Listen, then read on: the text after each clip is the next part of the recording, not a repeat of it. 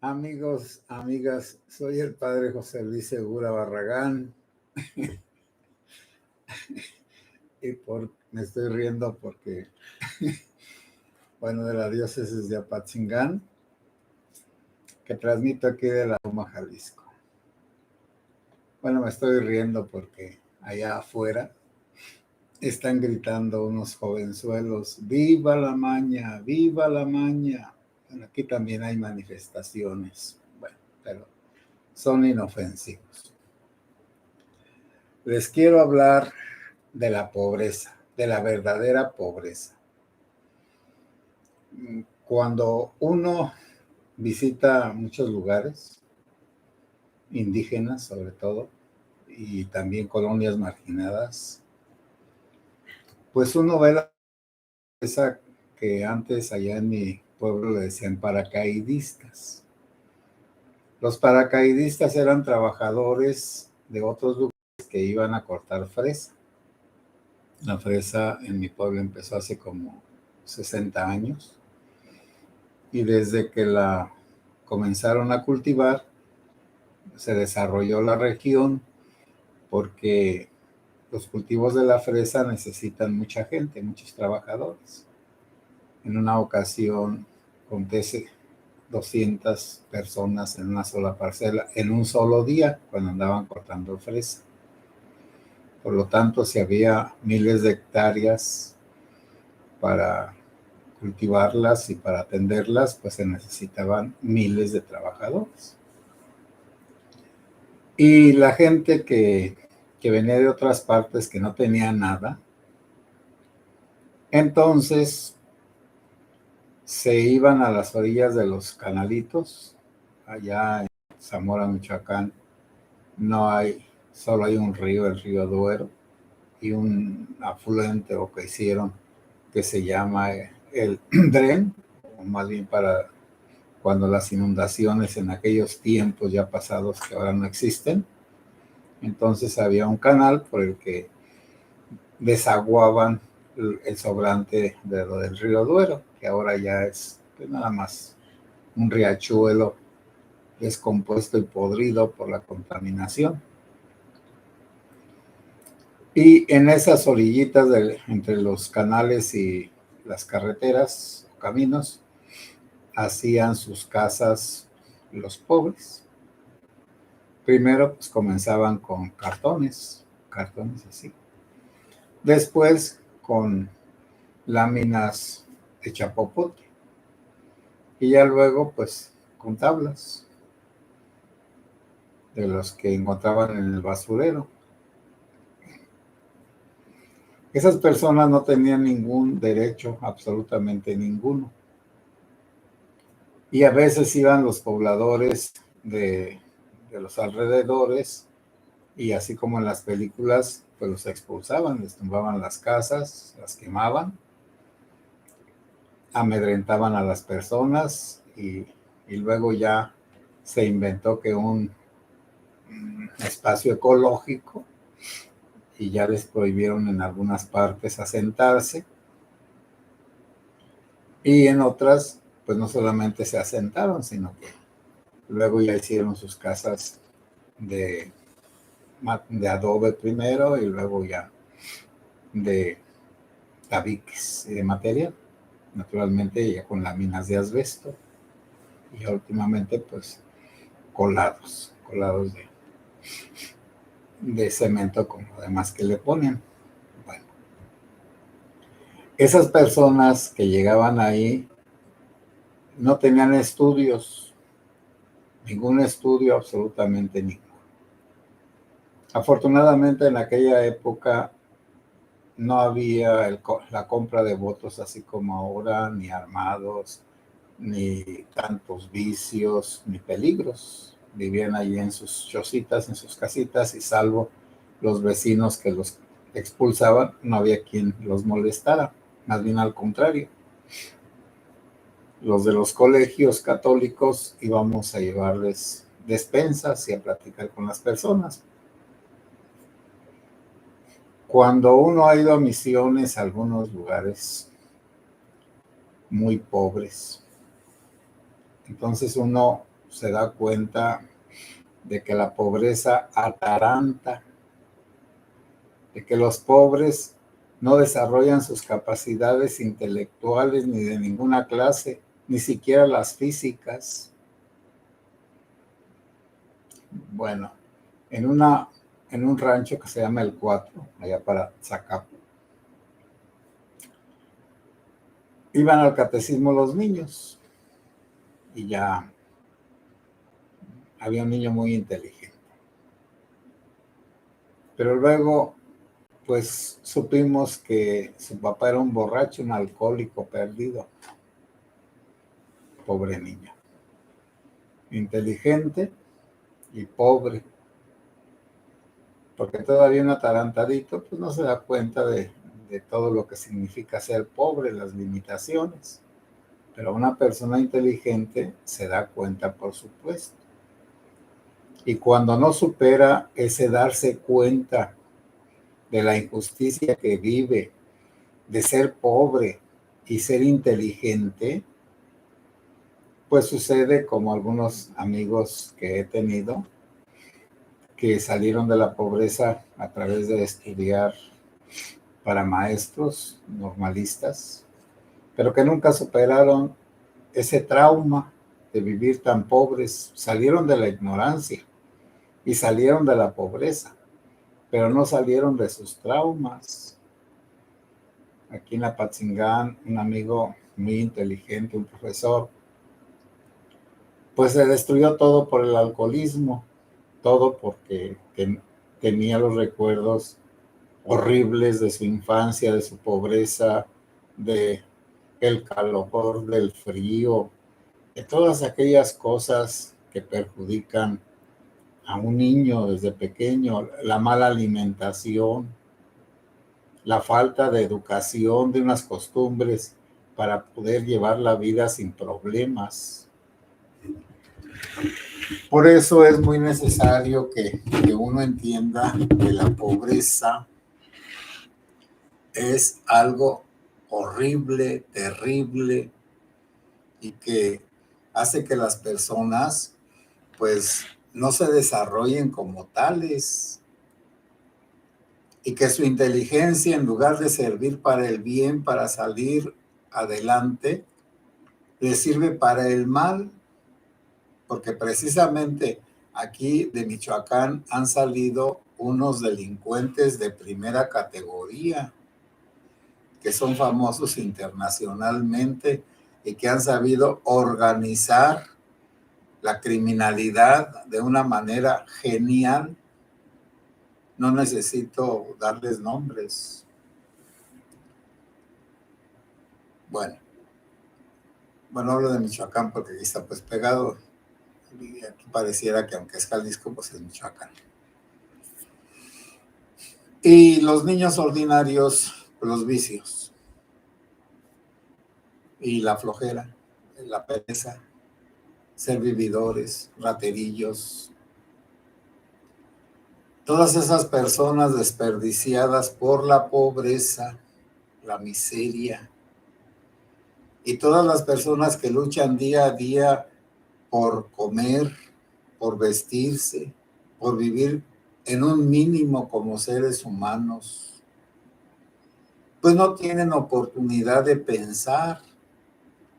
Y además, pareciera que la inteligencia es una maldición en la gente pobre, porque salvo contadas excepciones, que más bien es la inteligencia de los padres, porque en mi pueblo nos decían nuestros padres: estudia, hijo, para que no trabajes con todo el cuerpo como nosotros. Estudia, hijo, estudia. Bueno, entonces allí en la familia, si uno es pobre y la familia quiere que sus hijos salgan adelante, pues se sacrifica por ellos. Nada más que ahora me van a decir: padre, pero los hijos de ahora son bien malagradecidos. Pues los de ahora y los de antes, aunque antes era menos los desagradecidos o malagradecidos, y que ahora pues como que hay un egoísmo muy grande por la sociedad. ¿Y qué pasa con todos esos niños que viven en la pobreza y que no tienen un futuro bueno? Pues ya les dije, son los de la delincuencia, son los de la calle, que son miles y miles y miles, son los inútiles, los drogadictos, los raterillos, los asesinos, esos que se van con los grupos. Y entre más atarantada es una persona, más cruel es, porque usa la fuerza para todo. La fuerza es la solución a sus problemas. Y en consecuencia, siempre será la mano de trabajo disponible y barata, las dos cosas. Y sin ninguna seguridad social, absolutamente ninguna. Si en un accidente de trabajo alguien queda lisiado, pues queda a su suerte, a no ser que el patrón sea una buena persona. Pero ordinariamente, si alguien se machuca unos dedos, pues no hay ni siquiera para curarlo y menos para mantenerlo mientras no puede trabajar. Y ahora con eso de que ya en los hospitales del gobierno no hay medicamentos y no hay atención, y porque les ponen a los doctores una cuota de pacientes que tienen que atender. Me platicaba un doctor aquí de La Ruana que, bueno, platicando pues de la confesión y todo lo demás, un día decía que uno podía llegar a ser como los sacerdotes, podríamos llegar a ser como los doctores, pues, burocráticos de los hospitales, porque a él, su jefe, el jefe de sección, el doctor encargado, le decía que en 15 minutos máximo atendiera a cada enfermo. Y entonces me decía, padre, pero en 15 minutos, pues no, casi ni le puedo preguntar nada. Bueno, es como los doctores del doctor Simi. Por supuesto que no, con 20 o 30 o 40 pesos o 50, no se le puede pedir a un doctor de una farmacia, aunque pues yo he ido con ellos y son muy amables y en realidad no están deprisa. Lo atienden a uno, pero pues de cosas simples, sencillas, que no se necesiten análisis, mandar a hacer estudios, por supuesto. Bueno, pues así quieren que sean los especialistas de los hospitales del gobierno que atienden a los pobres, pero no tan pobres, porque a los pobres, esos no tienen acceso a ninguna institución médica ni a ningún medicamento.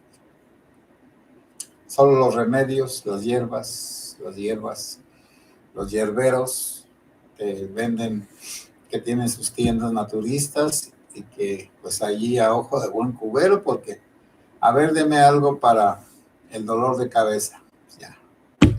Deme algo contra los parásitos, deme algo para adelgazar. Entonces tienen ciertos conocimientos empíricos, prácticos, que son buenos y que son ciertos, pero que las dosis, como dijo un amigo, es que la dosis es fundamental, saber la dosis, cuánta de aquella hierba es la que se debe de cocer o de hervir o de aplicar para que dé el resultado requerido, ni más ni menos. Y ahora pues, como la gente que no estudia y que luego llega a tener dinero, es igualita, es la misma. Aunque la mona se vista de seda, mona se queda. pues sigue siendo mona. Recuerdo a un niño traído del cerro. Sus papás, bueno, la criada más bien, la criada de la casa, le dijo a la señora que estaba muy jovencita, seguramente era una querida, en una casa muy buena, seguramente que nada más estaba ahí mientras fuera la querida del rico. Le dijo que llamara a un sacerdote para bendecir la casa, y sí, pues fui. La señora esa no sabía nada, bueno, era una jovencita. Bueno, es natural, vivía en un cerro. La criada que estaba más, o la servidumbre, la señora la doméstica, ella sí sabía todo, y padre que está agua para que la bendiga, un altarcito, una velita. Y luego de pronto desapareció un niño, y ya lo andaban buscando. ¿Dónde está fulano? ¿Dónde está fulano? Un niño como de 5 años. Y ya salimos de la casa, bajamos de la planta alta, y allí enseguida había un baldío, aunque era un fraccionamiento para gente de clase media superior. El niño andaba jugando en la tierra, porque le gustaba más la tierra que el piso de mosaico o de vitropiso, porque él estaba acostumbrado a jugar en la tierra. Entonces se fue a jugar a la tierra del baldío que estaba enseguida.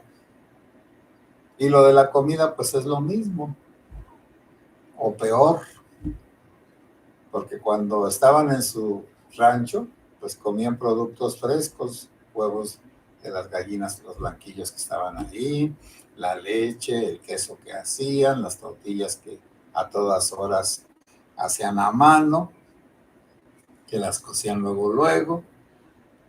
Entonces, que la cecina era de un animal que habían ejecutado y que habían hecho tiras con su carne, que se podía hacer cecina. Pero todo, y si tenían cerdo, pues también. Tenían unos refrigeradores antiguos raros. En la manteca ponían sancochadas las partes del cerdo que querían conservar. Entonces, cuando ya querían comerse alguna costillita, alguna partecita, la sacaban de la manteca y no se había echado a perder porque la manteca impedía que se pudriera. Bueno, y así. Ahora, un pobre que viene de los ranchos, pues come puras cosas que no sirven, pizzas, papitas, busgueras. Todos los alimentos más grasosos y más dañinos son los que ahora aceptan. Y lo de las promociones, bueno, están sacando en TV Azteca un promocional en contra de la marcha ciudadana que hubo el día 13. Y entonces están diciendo que lo que dijo José Woldenberg, son puras mentiras. Pues quizá no se fijan bien. La gente que fue a la marcha no es tonta. Ciertamente no son los pobres, esos ignorantes. Son la clase media, la que estudió, la que tiene dónde vivir, la que sabe pensar, la que quiere ser libre, la que quiere decidir por sí mismo, a la que no engaña el estimado señor presidente pinochoso. Y a la demás gente sí le engaña, por supuesto. Entonces, la ignorancia lleva acá se dice que una gente es creída, que es tonta, que todo cree. Creída es otra cosa, que se cree más que los demás, que se valora más que los demás. Pero acá sería una gente manipulable, un tonto. ¿A dónde va Vicente? A dónde va la gente. Entonces, para poder mejorar nuestra sociedad, se necesita la educación de los pobres, y para que los pobres puedan estudiar, se necesitan ayudas del gobierno que den empleo para que a través del empleo las personas salgan de pobres, porque con limosnas nadie va a salir de pobre. Por eso todos los limosneros, aunque algunos ya están ricos, esos de la calle, porque aquí la última anécdota, un padre me contaba que en Nueva Italia fue a ver a una persona y era un limosnero, pero vivía en la casa más o menos. Conocía a otro aquí en Apatzingán también. Y ya le dijo al limosnero, mire padre, yo creo que ya me voy a componer. Y entonces ya luego le llevo una limosnita, ¿sí? Ya después fue y le llevó 500 pesos. Le dijo, mire, ya he andado en las calles y me han dado dinero. Muchas gracias. Por eso también qué limosnero va a dejar de engañar a los demás, fingiéndose necesitado y causando lástimas y diciendo mentiras para poder sacar dinero, robar dinero de los demás. Bueno, amigas y amigos, busquemos la manera de ayudar a los niños más pobres y a veces ayudarles a que salgan de su ignorancia, invitándolos y promoviéndolos a becas y estudios. Amigas y amigos, buenas tardes. Que Dios los bendiga.